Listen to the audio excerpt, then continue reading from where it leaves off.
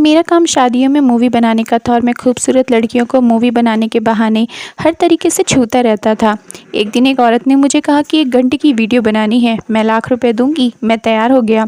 वह मुझे एक फ़्लैट में ले गई, लेकिन जैसे मैं फ़्लैट के कमरे में पहुंचा तो मेरे होश उड़ गए, क्योंकि सामने तो कहते हैं हवस की भूख एक आग की तरह होती है, जब लग जाए तो जंगल की आग की तरह बढ़ती ही चली जाती है। मैं कोई रईस नवाब नहीं था, ना ही मेरे पास घर में पैसों की कोई रेल पेल थी, लेकिन मेरे अंदाज बहुत ही अमीरों वाले थे। मुझे बस एक ही चीज़ की इच्छा होती थी, वह थी हसीन खूबसूरत औरत को देखना। कहना तो नहीं चाहिए, लेकिन खूबसूरत लड़कियों को देखकर मेरी आंखें किसी एक्सरे मशीन की तरह देखने लगती थीं।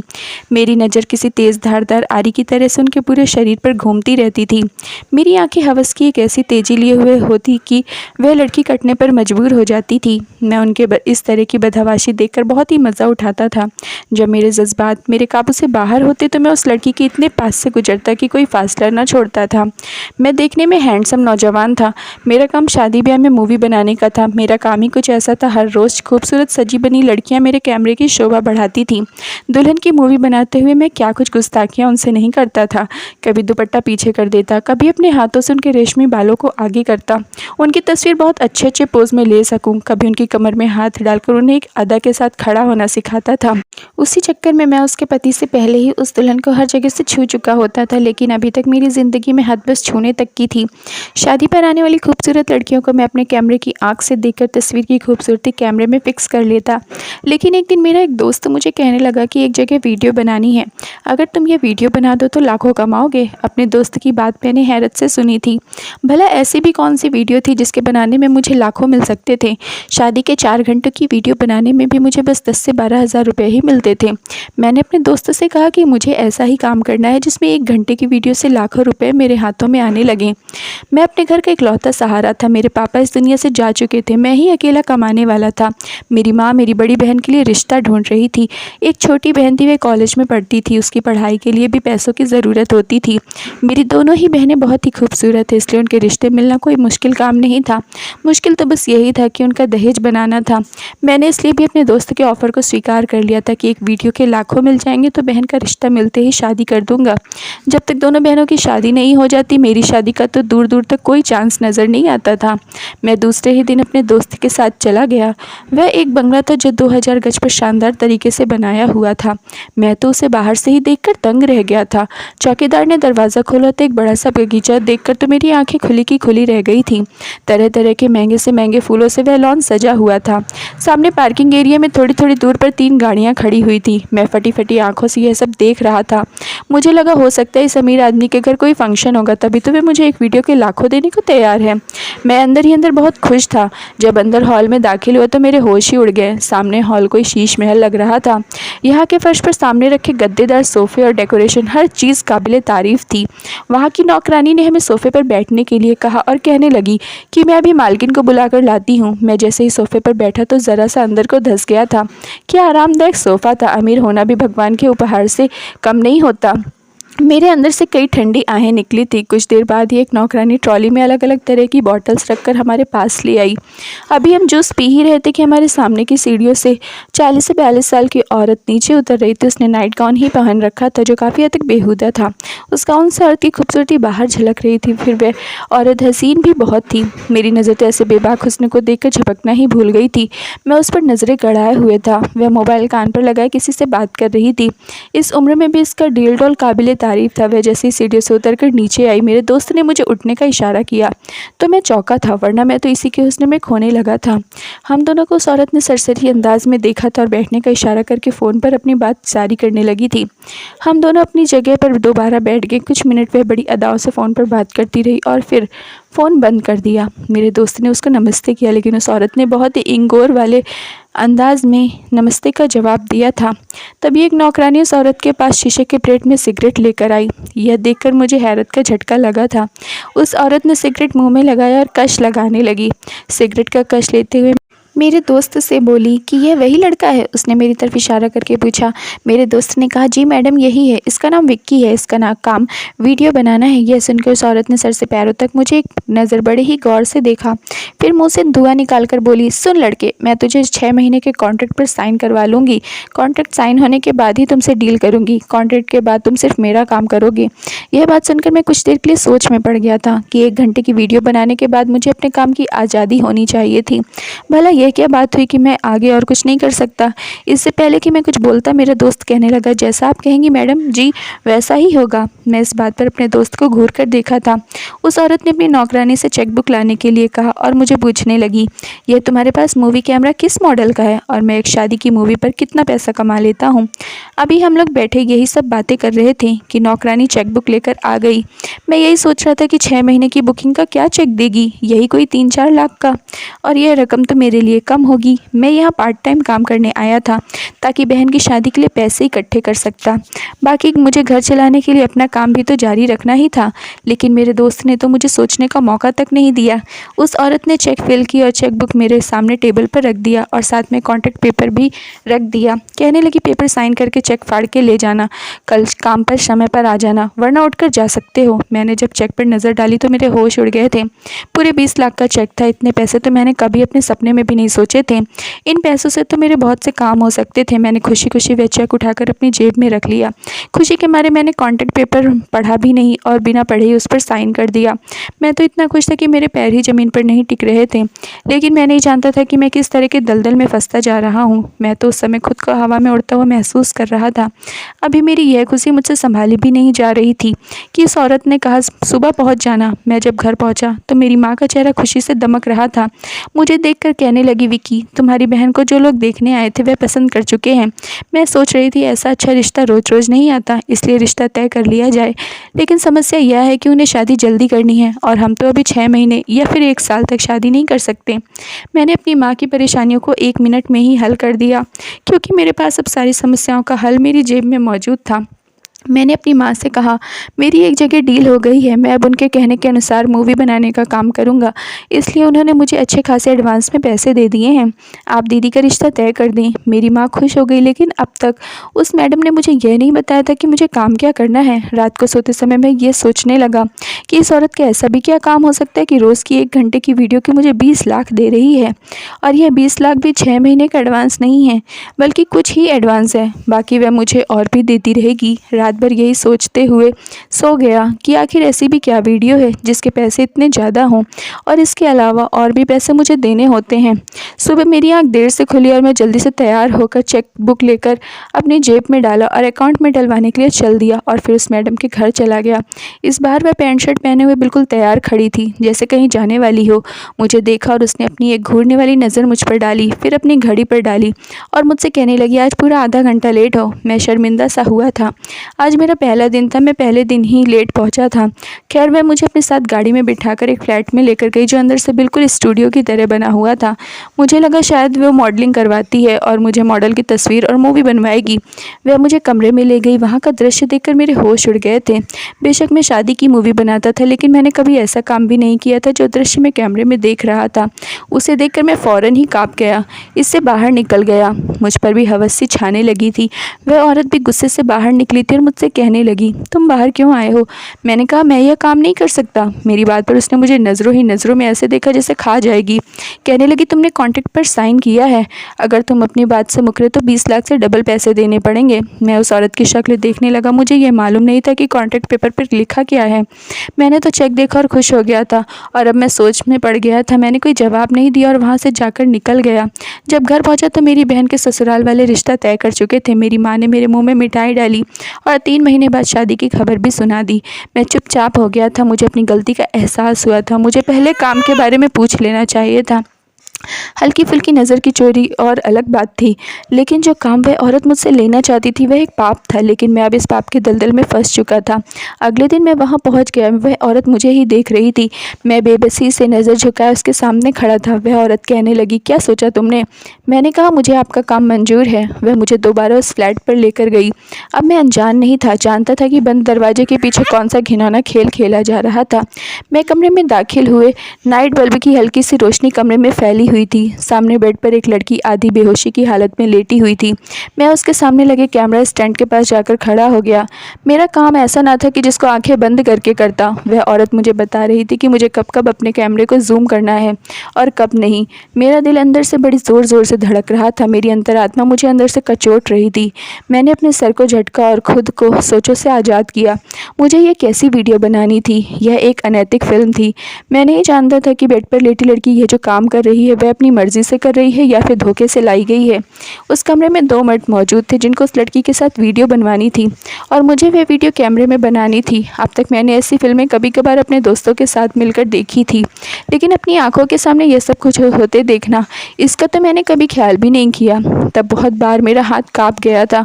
मेरा दिल मुझे अंदर ही अंदर कचोट रहा था कि यह बहुत ही गलत काम है। वह लड़की आधी बेहोशी की हालत में भी अपने आप को छुड़वाने की कोशिश कर रही थी, रो रही थी कि मुझे छोड़ दो, भगवान के लिए मुझे छोड़ दो। 2 घंटे बाद मैं कमरे से बाहर निकल गया। मेरी हालत ऐसी थी कि मैं पसीने से भीगा हुआ था। मेरा पूरा शरीर कांप रहा था। पहली बार मैंने यह सब अपनी आंखों से होते देखा था। मैं फ़ौरन ही वहाँ से बाहर निकला और अपने घर चला गया। उस रात ना ही मुझसे ठीक से खाना खाया गया, ना ही मैं सो सका।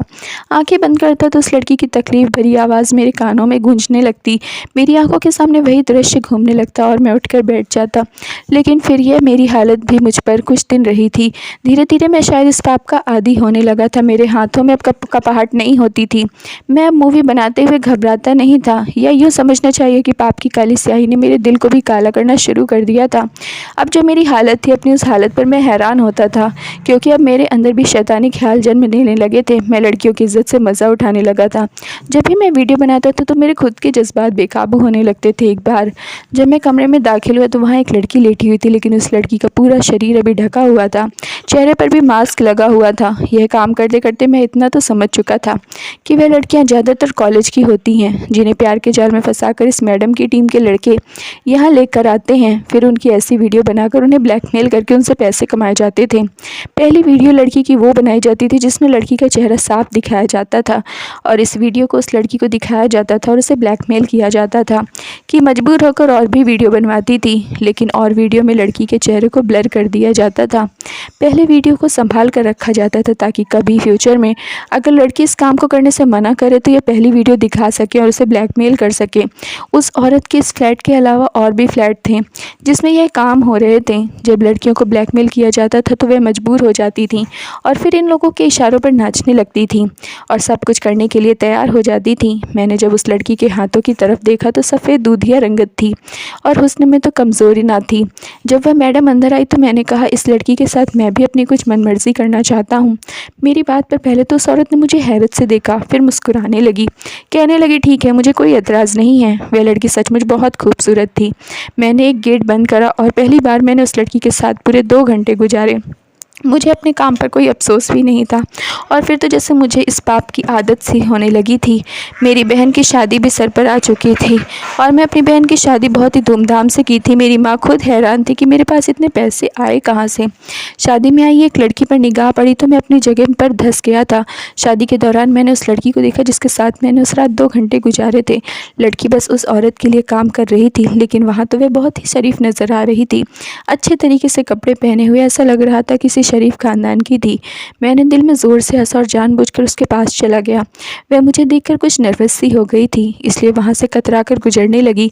जब मेरी बहन की सास ने उसे नाम से पुकारा तो मैं चकरा कर रह गया था। तब मुझे मालूम हुआ कि यह तो लड़की मेरी बहन की ननद थी। जितना वह मुझे देखकर बदहवाश हुई थी उतना ही मैं उसको देखकर घबरा गया था। वह यह तो नहीं जानती थी कि पहली बार उसकी इज्जत को किसने तार तार किया था, क्योंकि ब्लैकमेल करने वाली लड़की में मर्दों के चेहरे को ब्लर कर दिया जाता था, बस लड़कियों के चेहरे को साफ दिखाई देते थे। अब वह बस मुझे इसलिए जानती थी क्योंकि उसकी कई वीडियो मैं उसके होश हवास में बना चुका हूँ। उस समय अपनी बहन की ननद को देखकर मेरी हालत इसलिए भी ख़राब होने लगी थी क्योंकि मेरी माँ ने कुछ दिन पहले ही मुझे कहा था कि उन्हें मेरी बहन की ननद बहुत पसंद है, वह बहुत ही खूबसूरत है और मैं उस लड़की का रिश्ता तुम्हारे लिए मांगना चाहती हूँ। मैंने भी कह दिया था कि ठीक है, आपको पसंद है तो मांग लो, और मेरी माँ उस लड़की से मेरा रिश्ता तय भी कर चुकी थी। मैं इन दोनों अपने काम में बहुत बिजी था, इसलिए इस पर बात पर ध्यान भी नहीं दिया था और उस लड़की की तस्वीर भी नहीं देखी थी कि वह कैसी है, और अब उसे अपने सामने देखकर मेरी हालत ख़राब थी। मैं ऐसी लड़की से शादी कैसे कर सकता था जिसके ऐसे बेहुदा वीडियो मैं खुद बना चुका था। मैं क्यों ऐसी किसी लड़की को अपनी पत्नी बनाता। मर्द चाहे खुद 100 जगह मुँह मार ले, लेकिन अपनी पत्नी उसे पवित्र और अनछुई चाहिए। अभी मैं इसी उलझन का शिकार था जब मेरी माँ ने मेरा हाथ पकड़ा उस लड़की के साथ ले जाकर बैठा दिया। जितना मैं बदहवास था उतना ही वह भी। मैं इसी उलझन का शिकार था जब मेरी माँ ने कहा चलो अब तुम भी रोमा के हाथों में अंगूठी पहना। तो मेरी माँ ने मेरे हाथ में सोने की अंगूठी की डिबिया पकड़ा दी। मैं ये सोच रहा था कि अब क्या करूं। अगर मैं मेरी बहन की ननद ना होती तो इस समय वहाँ से उठकर चला जाता, लेकिन अभी तो मेरी बहन के फेरे होने बाकी थे। तय यही हुआ था कि पहले मेरी मंगनी उस लड़की से होगी, उसके बाद मेरी बहन के फेरे होंगे। एक मर्द होते हुए भी अंगूठी पहनाते हुए मेरे हाथ काँप रहे थे। उसका हाथ मुझे अपने हाथ में आग के गोले की तरह लग रहा था। मैंने अंगूठी पहनाई और वहाँ से उठकर खड़ा हो गया। अपनी बहन की शादी मैंने किस दिल से देखी थी यह मैं ही जानता हूँ। पूरी रात मैं सो नहीं पाया था। अब तक न जाने कितने लड़कों के साथ वह लड़की मुंह काला करवा चुकी थी। मैं भला कैसे आंखों देखी मक्खी निकल सकता था। मैं अभी सोच रहा था कि इनकार कैसे करूं। मेरे इनकार का मतलब था मेरी बहन का तलाक, जिसे अभी ससुराल में गए हुए 24 घंटे भी नहीं हुए थे। कुछ दिन बाद उस फ्लैट में मेरा सामना उस लड़की से हो गया। वह मुझसे नज़र चुरा कर जाने लगी, लेकिन मैं उसके सामने खड़ा हो गया। मैंने कहा कमरे में चलो, मुझे तुमसे कुछ बात करनी है। मैंने यह कहकर उसकी बात भी नहीं सुनी और उसका हाथ पकड़कर उसे खाली कमरे में ले जाकर दरवाज़ा बंद कर लिया। मैंने नफ़रत से उसका हाथ झटक दिया। वह मुझे हैरत से देखने लगी। मैंने कहा तुम जानती हो कि तुम क्या हो? अगर तुम मुझसे यह उम्मीद रखती हो कि मैं तुम्हें अपनी पत्नी बनाऊंगा तो ये तुम्हारी गलतफहमी है। मैं तुम जैसी वैश्या को कभी इज्जत नहीं दूंगा, इसलिए जितना जल्दी हो सके तोड़ दो। मुझे अपनी पवित्र पत्नी चाहिए, तुम जैसी धंधा करने वाली नहीं। मेरे अंदर जितनी भी कड़वाहट थी मैं वह निकाल चुका था। वह कुछ भी नहीं बोली और कमरे से बाहर निकल गई। इस शाम मेरी बहन की सास का फ़ोन मेरी माँ को आ गया। वह रोते हुए माफ़ी मांगने लगी कि मेरी बेटी ये शादी नहीं करना चाहती, उसे कोई और पसंद है। मेरी बेटी ने तो मुझे शर्मिंदा करके रख दिया है। मेरी माँ परेशान थी, लेकिन मैं बहुत खुश था कि अच्छा हुआ जान छूटी। उसके बाद उस लड़की से मेरा सामना भी होता तो वह नज़र चुराकर चली जाती और मैं अब बहुत ही सुकून में हो चुका था। एक दिन एक नई लड़की लाई गई थी और उसका वीडियो मुझे बनाना था। मुझे जल्दी काम पर पहुँचना था। मैडम ने मुझे फ़ोन कर दिया था कि जल्दी आ जाओ। मैं जल्दी से अपने काम पर पहुँचा, अपना कैमरा वगैरह तैयार किया। कमरे में पहुँचा तो बेड पर एक लड़की लेटी हुई थी। वह लड़की कुर्ती और जीन्स में थी, चेहरे पर एक मास्क लगा हुआ था। मैं समझ गया कि यह कोई कॉलेज की लड़की है जिसे यहाँ पर लाया गया है। उस लड़की के हाथ पैरों को देखकर लग रहा था वह बहुत ही सुंदर है। थोड़ी देर में मैडम भी अंदर आई और मुझे कहने लगी जिस लड़के को इस लड़की के साथ वीडियो बनवानी थी वह जा चुका है, क्योंकि उसकी माँ बीमार थी, इसलिए आज तुम इस लड़की के साथ वीडियो बनाओगे। मैडम अपना हुक्म सुनाकर जा चुकी थी। मैंने कमरा बंद किया और अपना कैमरा सेट कर दिया और इस लड़की के पास जाकर खड़ा हो गया। सबसे पहले मैंने उस लड़की को दुपट्टे से आज़ाद किया था। उसके बाद मैं उसके चेहरे से मास्क हटाने लगा कि तभी कमरे का दरवाज़ा इतनी ज़ोर से बजा कि मैं घबरा गया। मैंने दरवाज़ा खोला तो वही लड़की मेरे सामने खड़ी थी। कहने लगी कि वह मैडम और उसकी टीम का लड़का वापस आ गए हैं। मेरी बात गौर से सुनो। इस लड़की को कॉलेज के रास्ते से अगवा किया गया है। भगवान के लिए इसे सेहत जाने दो। तुम्हें वीडियो बनानी है तो मेरे साथ बना लो, लेकिन इस लड़की को जाने दो। मैंने कहा मैं तो तुम्हें हाथ भी लगाना पसंद नहीं करता, जाओ यहाँ से और मुझे अपना काम करने दो। लेकिन वह पीछे नहीं हटी। मुझे धक्का देकर वह लड़की कमरे में आकर उस बेड पर लेटी लड़की को देखने लगी जो अभी भी चेहरे पर मास्क लगाए लेटी हुई थी। वह कहने लगी कि यह मेरी जानने वाली बहुत ही शरीफ लड़की है। भगवान के लिए इस लड़की को छोड़ दो। अगर तुमने एक बार इस लड़की का मास्क उतार दिया तो तुम खुद से नज़रें मिलाने के काबिल नहीं रहोगे। इस लड़की को छोड़ दो। लेकिन मैंने उसकी एक बात भी नहीं सुनी। उसे धक्के देकर कमरे से निकाल दिया और लड़की के चेहरे से मास्क उतार दिया। लेकिन जैसे उस लड़की के चेहरे पर नज़र पड़ी तो मेरे होश उड़ गए थे। जी चाहा कि ज़मीन फटे और मैं उसमें समा जाऊं, या फिर इस कमरे की छत मेरे ऊपर गिर जाए और मेरी ज़िंदगी ख़त्म हो जाए। वह तो मेरी छोटी बहन थी। यह देखकर तो मेरे होश उड़ गए थे। मैं क्या करने जा रहा था और किसके साथ करने जा रहा था। मुझ पर बदहवाशी छाने लगी थी। मैंने जल्दी से कमरे का दरवाज़ा खोला तो वह लड़की अभी भी बाहर खड़ी रो रही थी। मुझे देखकर कहने लगी मैं जानती थी कि आज तुम्हारी बहन को लाया गया है, लेकिन मैं नहीं चाहती थी कि तुम उसका चेहरा देखो। लेकिन शायद भगवान ने तुम्हें आईना दिखाना था।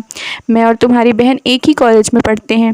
वह मुझसे एक क्लास जूनियर है। जैसे उसे यहाँ अगवा करके लाया गया है, मुझे भी वैसे ही लाया गया था, लेकिन मुझे बर्बाद कर दिया गया और मुझे ब्लैकमेल करके मुझसे यह काम लिया जाता है।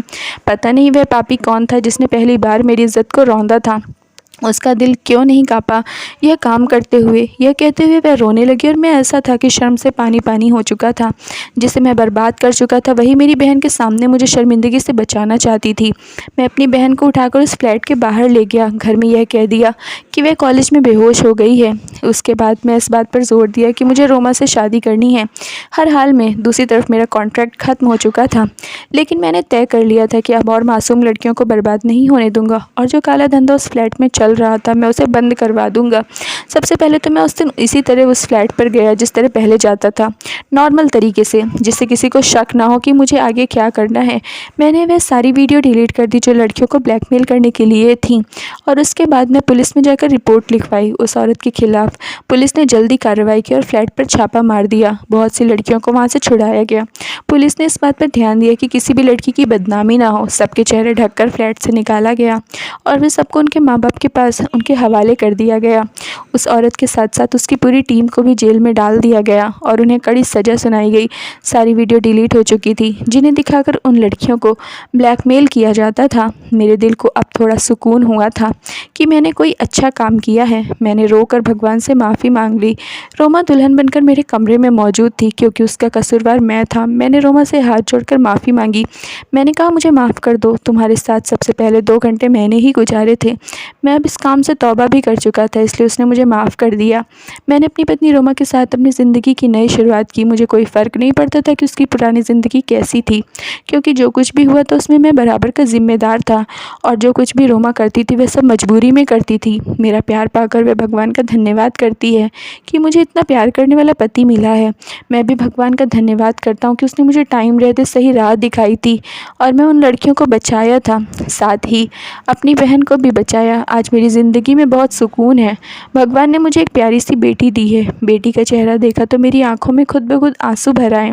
वह भी किसी की बेटियां होती थी जो मजबूरी में आकर उस पाप के दलदल में उतर चुकी थी। मैंने एक बार फिर भगवान से रो रो कर माफ़ी मांगी थी। Thank you friends. अगर आप लोगों को स्टोरी पसंद आई हो तो प्लीज़ लाइक कर दीजिए और चैनल को सब्सक्राइब कर लीजिए।